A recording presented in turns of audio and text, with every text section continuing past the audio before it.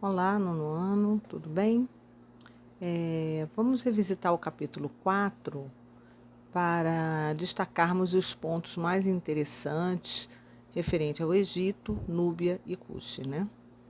Nós já fizemos uma introdução sobre a história do Egito e verificamos que a civilização egípcia, ela se inicia próxima ao rio Nilo, ou seja, às suas margens. Por quê? Porque havia a possibilidade do desenvolvimento da agricultura, em razão do transbordo das águas do rio, que tornavam essa região muito favorável à agricultura. Então havia o humus, né, que era uma espécie de lama, que com o transbordo das águas fertilizavam as terras e favorecia a agricultura. O Egito, nós vimos que fora formado por diversas cidades que foram se desenvolvendo ao longo do tempo, né? E que acabaram se constituindo em dois reinos, o Alto Egito e o Baixo Egito.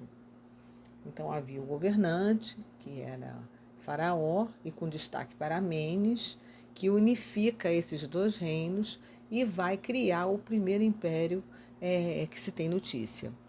Então, o Egito, ele liderou outras sociedades, outras civilizações por muitos e muitos séculos, né?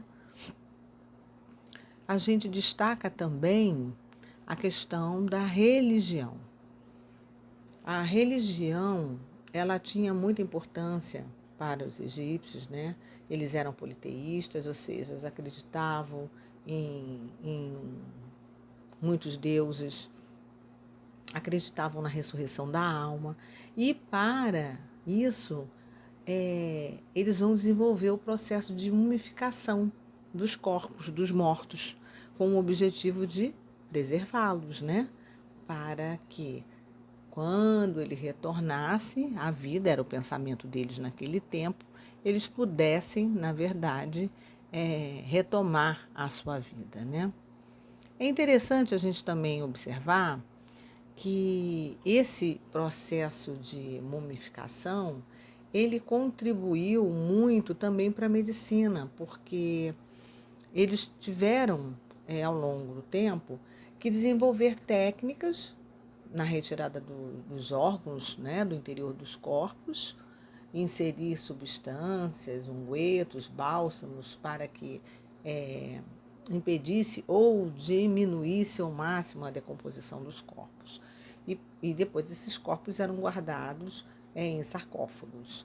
Bom, por conta desse estudo que eles faziam, acabaram desenvolvendo as técnicas que levaram às cirurgias para tratamento de muitas doenças, desenvolveram medicamentos, enfim, tudo na vida daquilo que é ruim se tem o lado positivo, né? O sistema de escrita utilizado por eles e que fora desenvolvido por eles se chamava hieróglifos e é uma das escritas mais antigas de que se tem notícia. E esses sinais representavam figuras como animais, pessoas, representavam os objetos, as paisagens. E onde se encontram esses vestígios para que cheguemos, os historiadores, os arqueólogos, os pesquisadores, a essa conclusão? Nas paredes das pirâmides, dos templos, não é? Havia a figura dos escribas, que eram os responsáveis pela escrita no Egito Antigo e que foram aperfeiçoando, né, o sistema cada vez mais. E aí, a partir desse aperfeiçoamento, vai surgindo o sistema hierático e, posteriormente, aparece o sistema demótico. Eles utilizavam o papiro, que é uma espécie de papel feito de uma planta do mesmo nome, para que pudesse fazer os seus registros. Bom, além disso, a gente vai ter é muito bom chamar a atenção, né? O conhecimento, né, da escrita egípcia, né, ela se perde por um período depois que os romanos conquistaram o Egito no ano 30 a.C., né? Posteriormente, depois de muitos séculos, Champollion, Jean-François Champollion, estudioso, pesquisador, era de origem francesa, ele vai decifrar os hieróglifos baseando-se num bloco de granito que recebe o nome de Pedra de Roseta, onde há inscrições em hieróglifo e em grego. E a partir daí foi possível se decifrar toda a escrita egípcia e se ter acesso a muitas informações da civilização daquele tempo. Bom, eles construíram, né, através da sua engenharia, obras espetaculares. E aqui a gente tem uma representação na apostila de vocês, das pirâmides ao fundo, né? Mas também desenvolveram canais de irrigação, então se apropriavam das águas do rio Nilo e levavam para lugares mais distantes, possibilitando o desenvolvimento da agricultura também. As grandes pirâmides, que eram utilizadas como túmulos dos faraós, né? Que eram os governantes, com destaque para 3 delas, que são as mais famosas, né? Quéops, Quefren e Miquerinos, né? Que são consideradas maravilhas do mundo antigo e que são, antes da pandemia, né? Agora nem tanto, mas visitada por milhões de turistas de todo o mundo, né?